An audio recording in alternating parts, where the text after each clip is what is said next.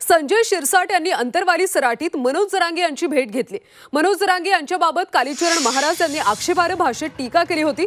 संजय शिरसाट यांच्या मतदारसंघात कालीचरण महाराज यांनी टीका केली होती। त्यामुळे संजय शिरसाट हे जरांगेंच्या भेटीला अंतरवाली सराटीत दाखल झाले।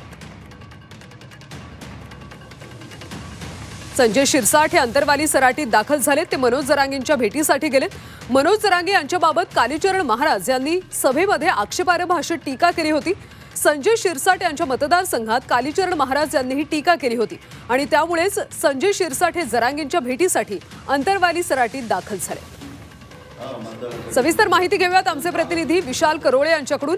विशाल, संजय शिरसाट आता अंतरवाली सराटीत दाखल झाले, भेट झाली का आणि चर्चा काय झाली?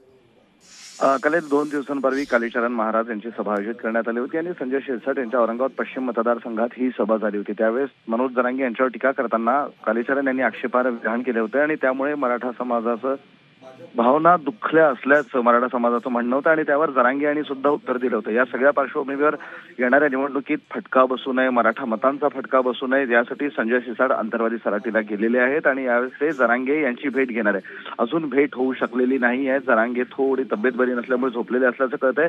संजय शिरसाट त्यांच्या प्रतीक्षेत अंतरवाली सराटीमध्ये बसलेले आहेत। कल्याणी, नक्कीच, त्यामुळे आता भेट कधी होईल आणि कशा पद्धतीने चर्चा होईल हे पाहणं सुद्धा महत्त्वाचं आहे। धन्यवाद विशाल या माहितीसाठी। तर संजय शिरसाट हे अंतरवाली सराटीत आता दाखल झालेत। थोड्याच वेळात ते मनोज जरांगेंची भेट घेणार आहेत।